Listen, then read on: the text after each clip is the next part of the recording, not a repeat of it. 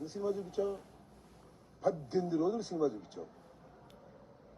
నా ఇల్లు పగలగొట్టడంలో సినిమా చూపించావు. నా కార్లు ధ్వంసం చేయడంలో సినిమా చూపించావు. నా ఆఫీసు ధ్వంసం చేయడంలో సినిమా చూపించావు. నా భార్య బిడ్డలు ఇంట్లో ఉంటే తరిమి కొట్టే సినిమా చూపించావు. లాకప్లో పడేసే సినిమా చూపించావు. రాజమండ్రి సెంట్రల్ జైల్లో 18 రోజులు ఉండే సినిమా చూపించావు. పెమ్మసాని ఇంత పెద్ద సినిమా తీసావే, బాగా డబ్బున్నాడు కదా. ఎవడు దీనిలో హీరో? ఎవడు దీనిలో హీరో? ఇల్లు తగలేసిన వాడు హీరోనా? జైల్లో ఉన్నవాడు హీరోనా?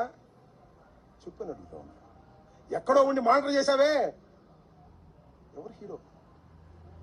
18 రోజులు జైల్లో ఉన్నవాడు హీరోనా? జైల్లో పెట్టిన వాళ్ళు హీరోనా? ఎవరు హీరో?